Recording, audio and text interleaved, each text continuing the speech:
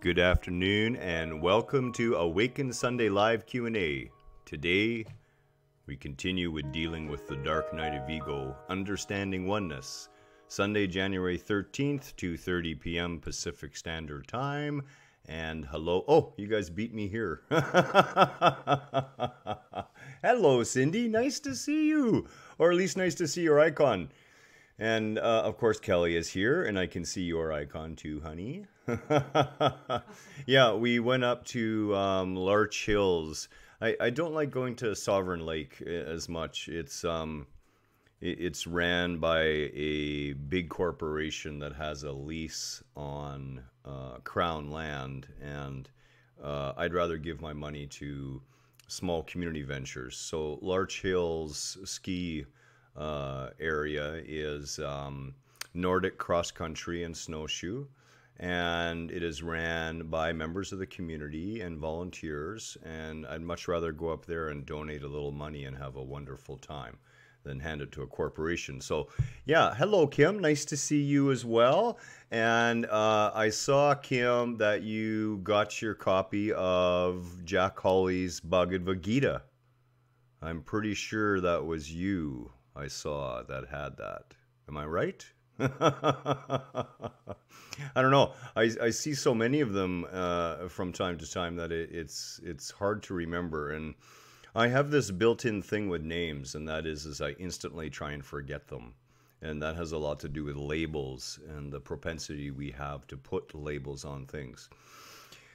So, this is going to be a really good discussion, and I had seen a couple of posts, well, you see these regularly from various spiritual-minded groups talking about oneness, talking about wholeness. Yeah, and that's right. I know, Cindy, you have a copy. You got yours quite a while ago. And, reading the epilogue, Jack Hawley's story about what happened when he was there to his wife. I won't give it away, but Kim, fantastic, absolutely fantastic. So oneness, and I'm going to start by reading a few pieces that I've actually pulled off. This first one comes off of the Deepak Chopra website, and I see that Silver Shells is here too. Now I think that is Sandra, if I'm right. So I hope that's correct. So nice to see you too. And if if that's not right, forgive me.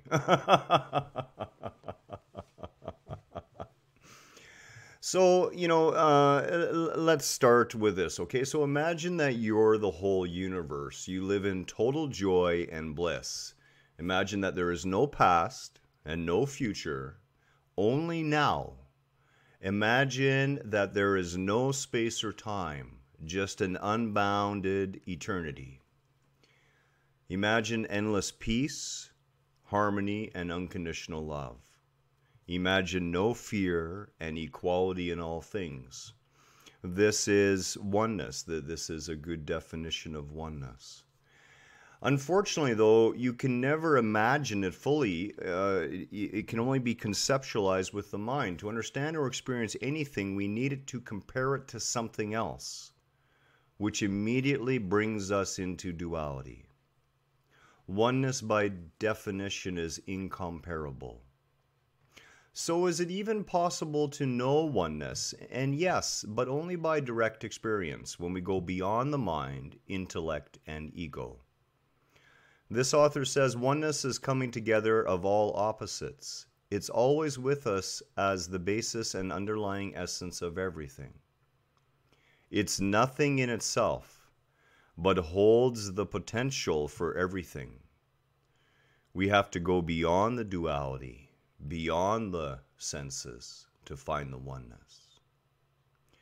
We've all had these random experiences, these unexpected glimpses, and I've talked about this before in the form of a beautiful sunset, when for a brief moment you felt like you merged with everything, a newborn child, or you fall in love and feel a sense of wholeness and connectivity.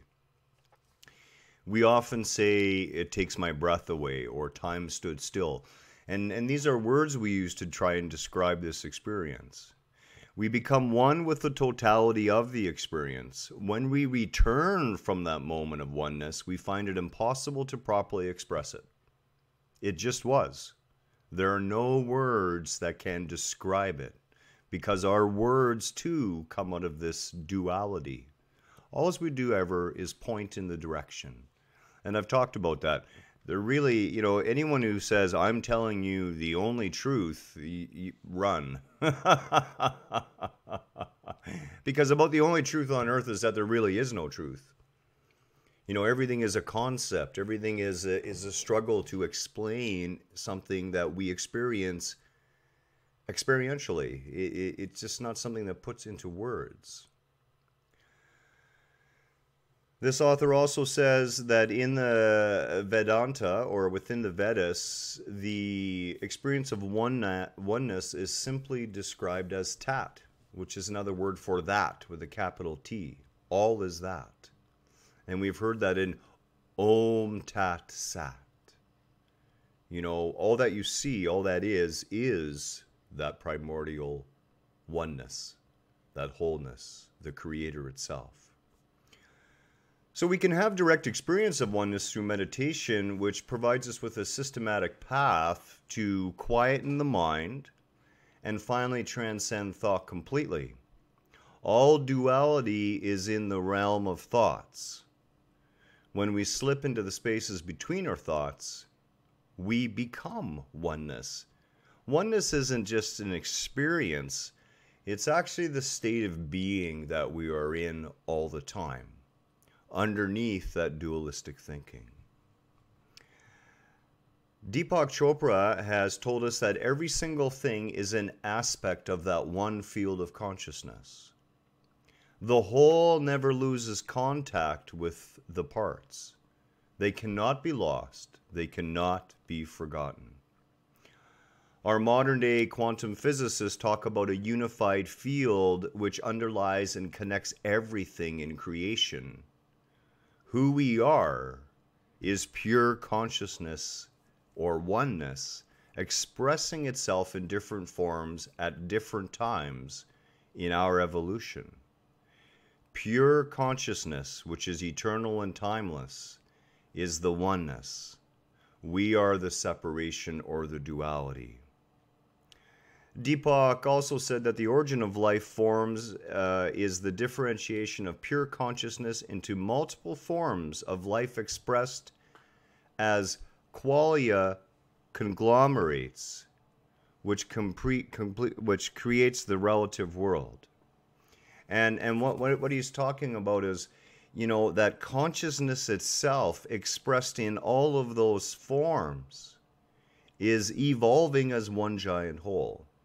And we've spoken about this in the evolution of humanity. We would like to think that we all have a singular ego. But in reality, we all share a version of human ego. We all share it. That's why we're able to so much recognize in others what we have in ourselves. It is a shared state of being. Are we then doomed to a life of this separation? And this is where we have to be really careful about this. John Lennon simplified oneness as, I am he, as you are me, and we are all together. And we should throw she in there for sure. Author Damian Mark Smith says, we're one, we've always been one. And we will always be one until we think we are not. And herein lies our challenge. We are one, but we think we are not. We have forgotten. As a result of forgetting, we create an illusory world of duality, which leads to suffering. All disagreements, all conflicts and wars are due to the mistaken belief that we are separate. When we realize we are one, who or what is there to fight against? On a cosmic level, at the highest levels of consciousness, two people fighting is as ridiculous as if your hands decided they didn't like each other and started to slap each other around. Are we then doomed to this life of separation? And no, the answer, of course, is not necessarily. There are a number of things that we can go about to take part of to get in touch with that oneness, but we're going to go a little deeper than that. So that article came from the Deepak Chopra website, and it is a very good definition of oneness. But here's the thing. We always have to connect it back into the realm of duality. You know, we can talk about oneness, and we have thoughts of oneness and feelings that are created by these thoughts of oneness. But the experience of oneness lies beyond those thoughts. In fact, that dark night of ego is a mind job. It really is. All of our belief in duality, in separation, is a mind job that we pull on ourselves. That we pull on ourselves from that egoic state, that state of the thinking mind. And that thinking mind is not even our mind. Here's where the big issue comes in. Excuse me. And this is where I want to get a little bit more serious about what oneness means, okay?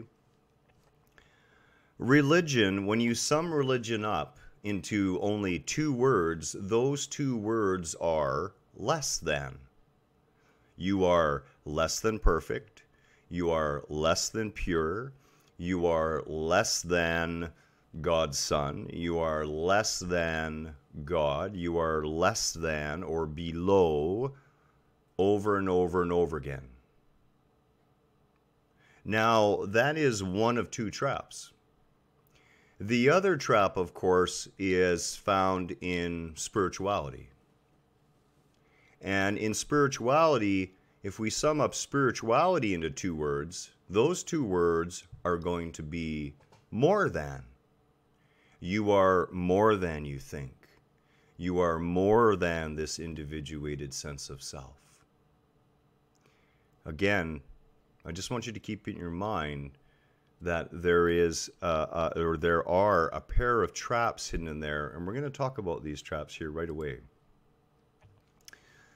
So, you know, let's talk about the oneness and enlightenment. There's a lot of people who bandy around the word enlightenment as if that's some sort of final destination, okay? I want to be very clear with you.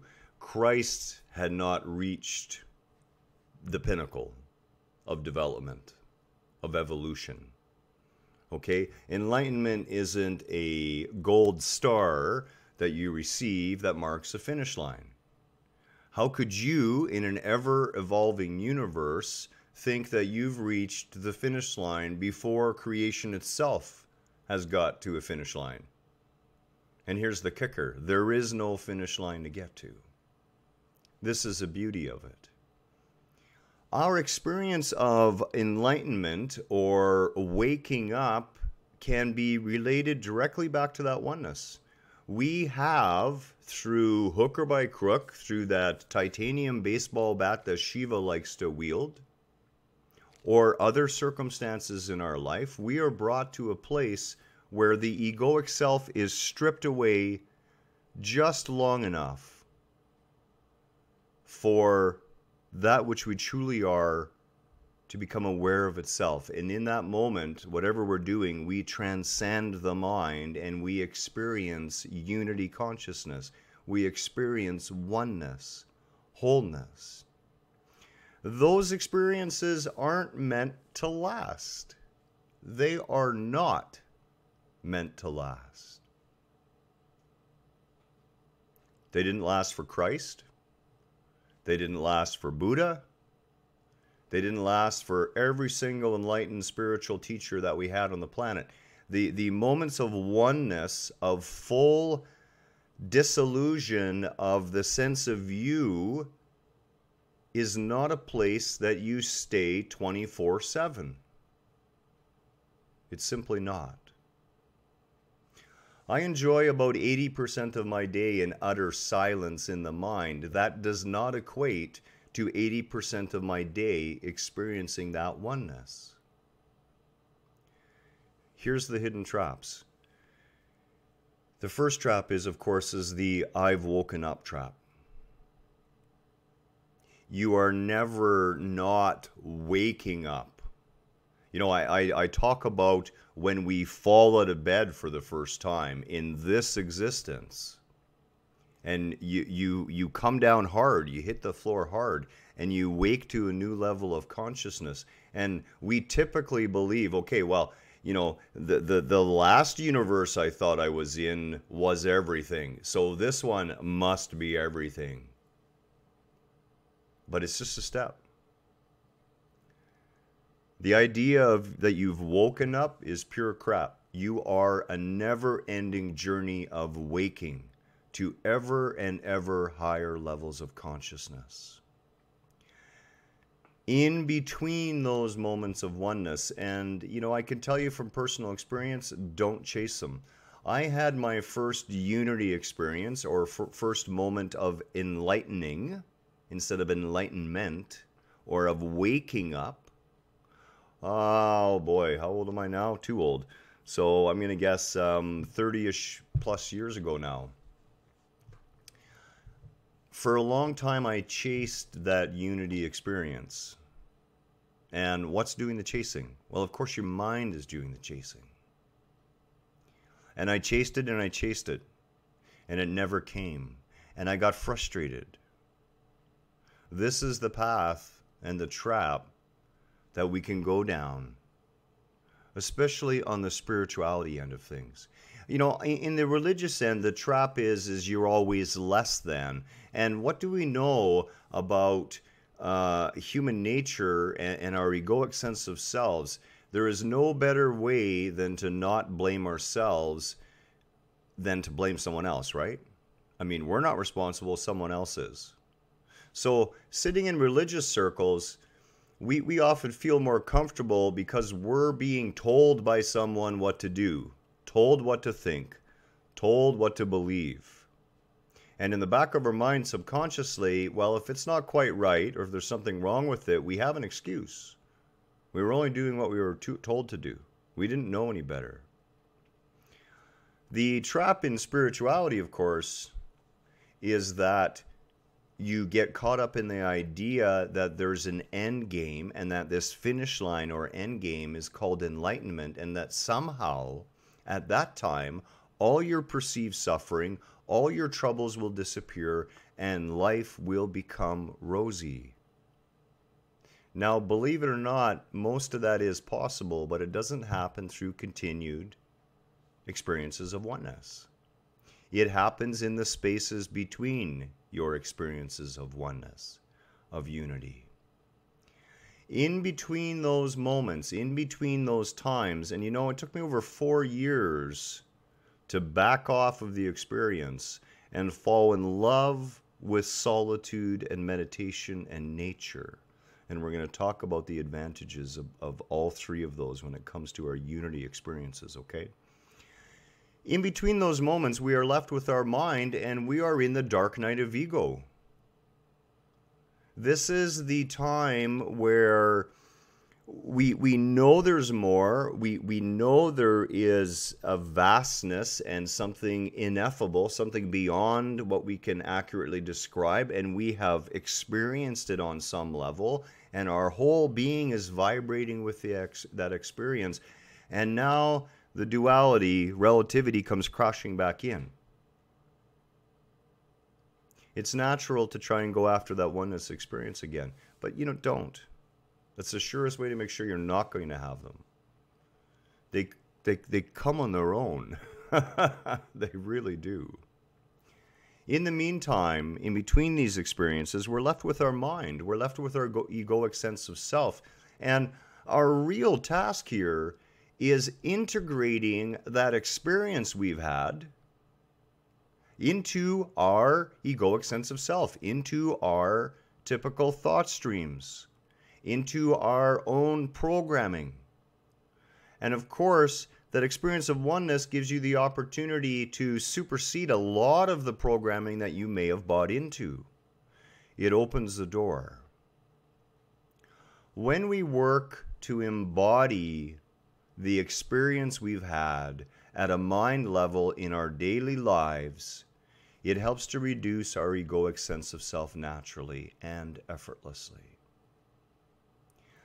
You know, as we talked about, the true suffering, all suffering, comes from that false sense of duality.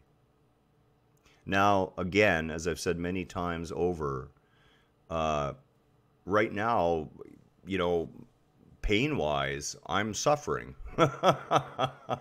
I've got some sort of nerve issue going on in my left leg. It's been going on for, I don't know how long, a couple of months now, honey. And there are days when it's hard to even walk. I push myself through it regardless of that. But the point is on my mind level, this body I have, that I am, is in pain. There are signals going to the mind saying it's in pain. And I understand those signals. But here's the interesting thing as you're walking along. If I get into a really deep conversation with Kelly, the pain goes away.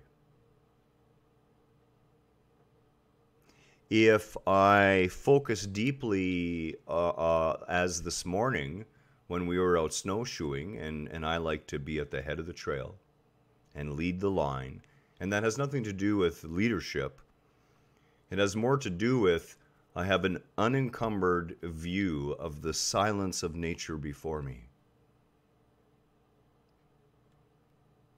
And in that space, in that oneness, there is no pain in the leg.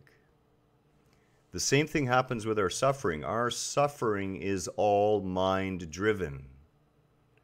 Those experiences of oneness are like blinking rays of light, of hope, of surety, of promise, peeking through the dark clouds, down upon our dark night of ego. And we see that we are so much more. And then that experience ends. And we are left with vibrations of that experience. And the goal, of course, is to bring our minds and our egoic sense of consciousness into alignment with those experiences. I can't stress enough that you must not chase the experience of oneness. Allow yourself to embody oneness and unity in the way that you define that best at the current state of consciousness that you're in. You know, I've caught Kelly doing it, and I used to do this as well years and years ago, but we will watch a great teacher. We will absorb a great lesson from that teacher, and we will assume that we are at a state of consciousness now where we're going to take that great lesson and we're going to walk over to the person we're having a lot of trouble with, and we're going to knock on their door, and we're going to stand there in our full, glorious spiritual power and solve the issue. But as soon as we get to that door, we realize our hands are shaking and we're not so sure. And the same problems are there. Why? Because consciously, we are not in that same place yet. Wherever you are consciously today, here's the glory of it. Your waking up is assured. It's not the waking up part that you have to really deal with. It's integrating what that waking up has shown you into your daily lives, and especially into the daily thought processes. And if you're like me, you have a lifetime of programming in the wrong direction. We want to change that program around, and we want to get that program heading in the right direction. I'm going to pull up the second article here that I want to read during this, and this is another take on it. And in this one, we've heard about the same concept of oneness. Non-dual awareness is another term for it. This author says, although they may seem complex and a little vague, they don't have to be. You can directly experience oneness and wholeness. And this is not a dogma or intellectual doctrine. There is no secret here, no elite club. No matter what age or gender or race, oneness and wholeness is your birthright. You came into this world in a state of oneness and wholeness. And over time, to the age of what we would call full egoic development, you lose that oneness and you become individuated, firmly locked in the duality.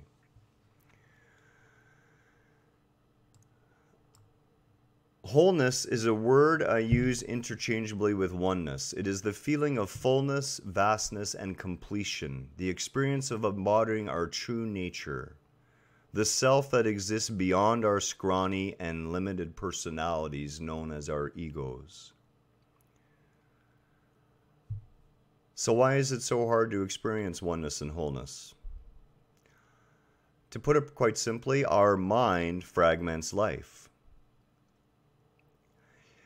While our minds help us to plan and imagine and create and to structure and logically understand our relativistic, dualistic existence, they also simultaneously must by nature fragment this existence.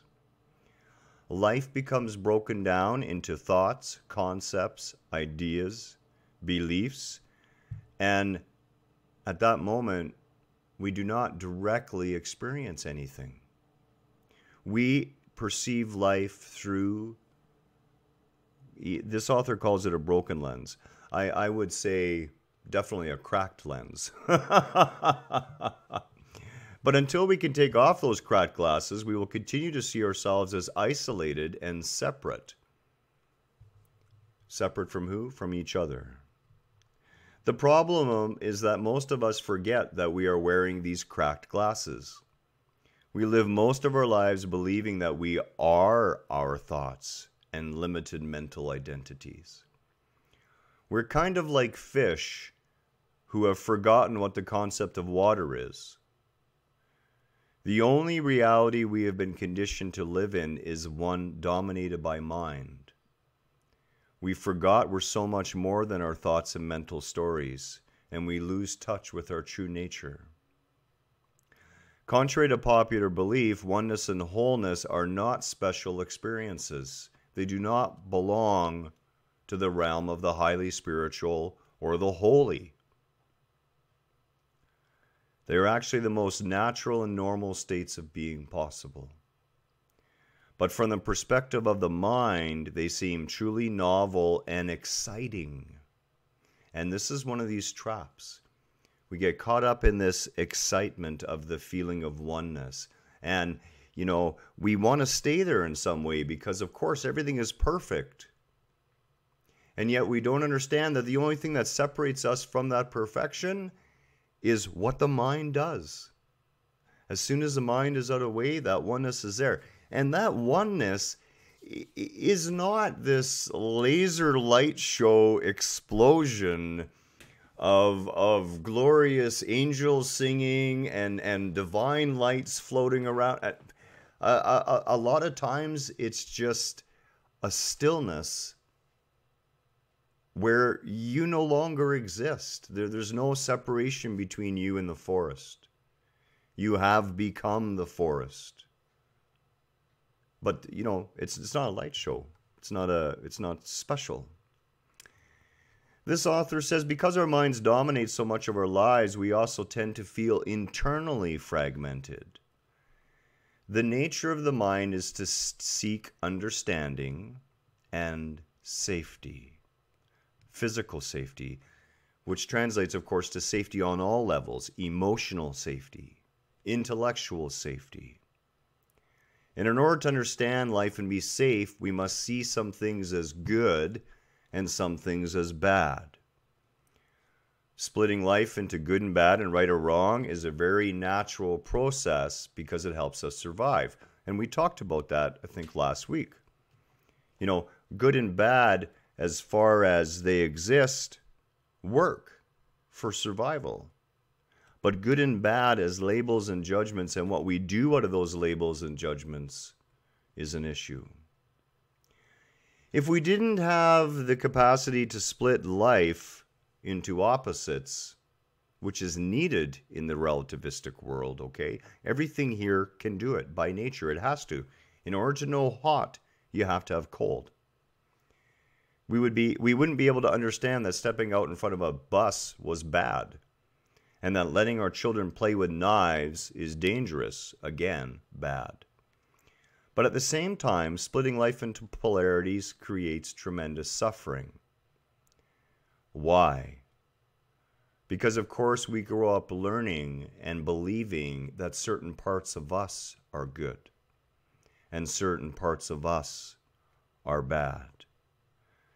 We then attach to the good parts of ourselves and repress or push away or deny those parts that we would label bad.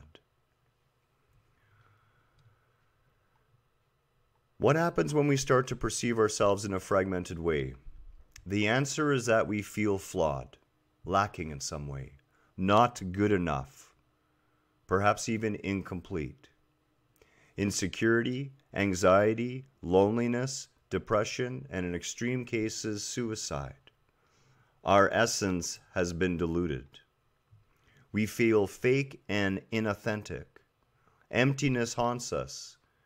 We crave to be loved and embrace ourselves, but how can we fully accept who we are when we hate some parts of ourselves and love other parts?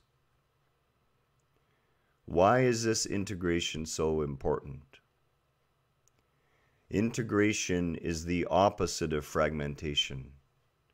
When we integrate, we unite different parts of ourselves which may have been missing. And they're not so much missing as that energy is trapped. Ultimately, oneness and wholeness seem alien because we perceive our inner and external worlds through the fragmented lens of the mind. And by the way, the whole concept of an inner and outer world is itself a division created by the mind. Now, that's a tough one for people to get by, but that is the truth. Even our concept that there is an outer is a mind game. It really is.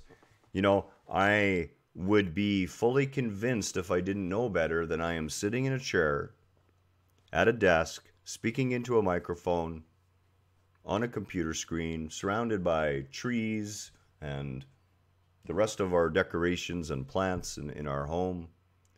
But in reality, when I look at it at a very deep level, I am surrounded by light flickering in and out of existence, particles dancing an endless dance. And the I that I think I am is not to be found in those particles, because that's all there are these dancing particles of light. Quanta of consciousness itself, flickering in and out of our perception of existence. So, how do we understand oneness and how do we apply it in our lives? And we need to make sure that this is perfectly clear. You're never meant to stay there all the time. You're here for the dualistic experience. You're here for the evolution, the evolving that this dualistic experience offers.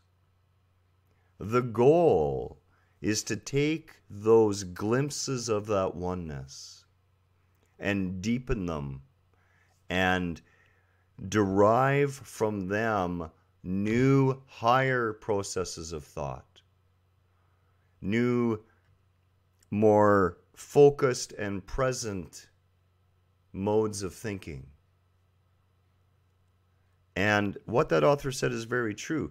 We must look at, and we're going to go all the way down to the bottom of this list of the things that help to improve that sense of oneness and help bring about those experiences, okay? Number one is real self-love, real compassion for yourself, real acceptance for yourself.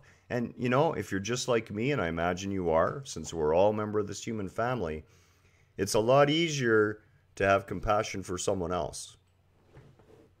It really is. It's a lot easier to have acceptance for someone else. But because you know the inner workings of your own self so well, you of course have built up these labels and definitions on various parts of yourself. That which I like, that which I don't like, that which is good, that which is bad. You know, one of our responsibilities here is to learn to become loving creators as our Creator is. Now, I want you to shift your focus for just one moment. God, that sea of consciousness, that divine field of energy of which we are all a part of, do you think that God judges itself based upon its perceived behavior it sees within individual parts of itself? Is it possible that God judges parts of itself as bad, as the Bible would allow us to believe, and other parts as worthy and not worthy? This could not happen at that sea of consciousness level, and we must learn ourselves that as loving creators, every single thing that we have experienced has been a matter of evolution and growth, responsibility, but not blame. You must let go of that which you feel makes you less in some way. You know, just as that sea of consciousness would not judge itself, nor is it willing to judge a single part of itself. And nor should you judge a single part of yourself to be unworthy or not wanted or not good enough. Because as soon as you've done that, you have fragmented your being yet again. The energy doesn't disappear, but it gets twisted. It becomes dissonant, and it becomes trapped. And it begins to vibrate dissonantly even in our positive vibratory states. So we can be quite positive about something, and something will trigger that lack of acceptance with ourselves, or that lack of self-love, or that lack of compassion through what someone else says or does. And what do? We fall into it. We buy it about ourselves. You know, I'll tell you a little story. Right before I met Kelly, I walked 1,800 kilometers. I pulled a little wagon behind me, a little four-wheeled garden cart, and it had a little sign on the back that said, "Walking far." And I took a sleeping bag and supplies, and I walked 1,800 kilometers to Haida Gwaii and back. Walked along the side of the highway, slept in my tent. I walked and I walked and I walked. And one of the things that I found along that walk and in that silence, in that aloneness of being by yourself, is that all the little parts of me that I thought were somehow not valid, not good, not valuable in any sort of way, still carried with me. They didn't stay behind. They were attached. And whenever I would look at a big hill, I had to get over a 5.5 kilometer summit. pulling my little wagon.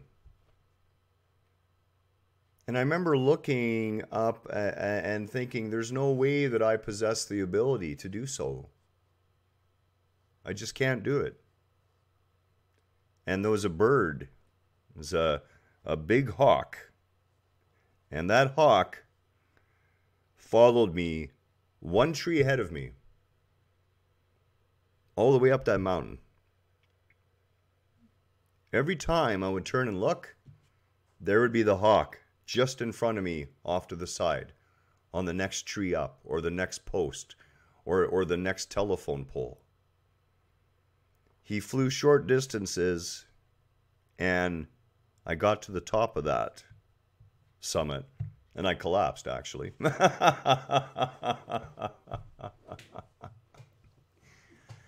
The point is this, though. My mind was my enemy, not the road, not the climb. It was my mind, my sense of myself. And my sense of myself has been so much derived from what others tell us that we're capable of. You need to get a deeper sense of what you're truly capable of, and the answer to that is everything. Everything. There is not a part of you, there is not an experience that you have had that is not valuable, is not worthwhile. There is nothing you have done in your life that labels you a sinner. Nothing. Even if you went out there and cold-bloodedly murdered a child, you are not a sinner. You are not bad. You may have done something that we consider bad, but you are not bad. You may be misguided. You may need help. You may be suffering yourself. As a matter of fact, I guarantee you would be if you did that. But you are not bad. The real wisdom of the Bible can be found in the two polar opposites. Way back in the Old Testament, you have God wanting to crush humanity under his feet, wanting to bring his heel down, and he regretted making humanity. Fast forward to the other side of the coin. Christ. Christ didn't come down and say, y'all have to worship me, and if you accept me, I'll save you. That's not what he said. He said, you're already saved. There's nothing to worry about. Why? Because we too must learn to love our creations. Everything we create, no matter what we've chosen to judge it, it is perfect in itself. It is guiding us. It is leading us. It is teaching us. It is forcing us to make newer and higher choices. And this is all about what oneness is about. Because, many people, myself included, may never experience that full sense of oneness again. You may have it once or twice in your life, and you may never see it again. You may never reach the point where your mind quiets that much that you have that opening again. It doesn't matter. That experience is here for you right now. It is. And the best way to reach the mindless experience is to begin the experience in the mind. And there's a whole bunch of ways we do it. The first, of course, is nature. Whenever we are out in nature, we went snowshoeing this morning up on Larch Mountain, and I got to tell you that the energy when you're on top of the mountains, as opposed to being down in the morass of egoic consciousness that floats to an altitude of about 200 or 300 feet above cities and towns and houses, okay? When you get up to the top of a mountain, you will feel energetically different just by that alone. You're no longer in that morass of egoic energy. And a lot of it's quite negative. And if it's not negative, it's unconscious and undirected. And then you step into the trees. And there is a vibration there. Yeah, Kim, that's that's a two-pronged thing, because that's part of it. They're seeking that feeling of higher self, which can also be defined as a feeling of no little self. And it becomes a form of escapism. Escaping what I feel I am to feel something more than I am, or to feel that I am something more. One of the things I was going to put on this, and keep in mind this little storyboard here is all about the things that we need to do to feel that oneness, okay, is hallucinogenic plant medicine, ayahuasca, the soma. There are other potent plant medicine hallucinogens which can give you a moment of that ego stepping out of the way, and you will have an experience of oneness. That's perfectly okay. I've experimented with them myself, but it is not... And again, this is where the problem comes in, and Kim, you hit it right on the head. They're always trying to get back to that spot. And as I said, that feeling of oneness isn't really something that you worry about or try to get back to, because that's almost the surest way to make sure you never get back to it. What that experience is supposed to do, in essence, is take the load off your mind. Break down the conditioning in one fell swoop. Cut through the programming and the false belief systems and the suffering that we perpetrate on ourselves. Cut through it all and lift the veil for a brief moment so we can see our true selves. And absolutely, some plant medicine-based drugs can assist in that. I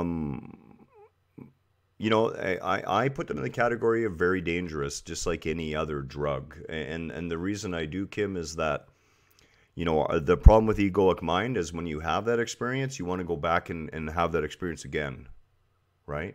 And you want to stay there. So you get people who will abuse the substances, never understanding that it's simply to show you there's more.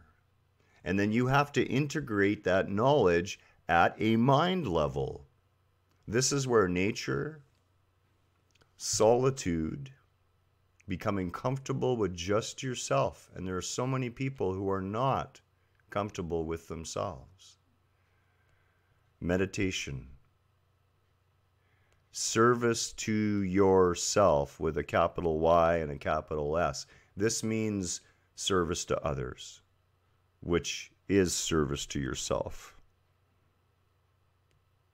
But in serving the apparent others, you will come to serve yourself as well. It can't be helped. Gratitude for the little things. This is one of the biggest tools, the most powerful tool you have to experience oneness, and that is gratitude. Start with the tiniest little things, and you will see soon that literally you could stay grateful all day and never stop pointing out the things that you can be grateful for. Yeah, CBD oil, absolutely. I do the same thing for pain. And occasionally you do get that little bit of shift, a little bit of quieting. And, really, again, it's not the feeling we're going for, the oneness. The only way to eventually get to the point where we're living in that state is to incorporate it at the mind level. And that's about our evolution forward. That's why we have to get through this dark night of ego. And getting through the dark night of ego is another way of saying fully integrating within our day-to-day thinking, behavior, and outlook on our existence the truths that we have discovered in those waking moments, in those moments of oneness. One of these higher truths, obviously, is war. If you've ever had an experience of oneness, you will understand why I could no longer be a soldier, why I had to eventually leave the military. You will not desire to harm another after that experience of true oneness. That won't stop you from getting angry. But you have to learn to carry that with you. That feeling of oneness and understanding. What does oneness mean in our day-to-day lives in the most simplest ways that we put it into use? This is the last thing I'm going to talk about. I've kept everyone for a long time today, and I really appreciate it. Patience. I suffer from this one a lot. Patience for yourself. And most importantly, patience for others. It is so easy for us to forget from whence we came. And when we run into someone who still thinks damaging the environment is perfectly fine, who still doesn't believe in climate change, who thinks that unless you're a member of this particular church and this particular congregation, everyone else is doomed. Right? This is what we tend to do in a day. And patience for those people. Patience and understanding that we too were once them. That we are them. And they are us. It is not, I'm evolving and the rest of humanity is not. Sorry. It's collective. It may seem like certain members of humanity are evolving faster than others, but that's just because you're looking at the tree instead of the forest. When you look at the forest itself, all of humanity is an evolution. As I said the other day, we can think of humanity as like the toenail on the little left-hand toe of God. In order for that toenail to evolve, all the cells in it must evolve, i.e., all the members of humanity must evolve. Have patience for others who are still asleep. Have patience for yourself when you fall into sleepy moments. Do not hold against you or another what has been done in the past. Let it go. And remember that this doesn't mean you have to invite them to your table.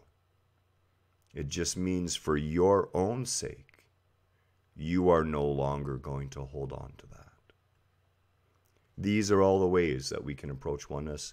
These are the ways that we truly understand oneness, because the experience that you have, that experience of oneness, that experiencing of waking, of wholeness, of unity consciousness, is not supposed to last. You're going to experience that when you go back to the other side of the veil. You're here in this relative world to get this human ego, the energy of humanity, in line with that experience of wholeness and unity. That's it. That's what I have for today. I wish you peace. I wish for you the ability to see with gratitude the simplest of things, to find time to spend moments in nature, in meditation, and in solitude. And most importantly, take a load off yourself.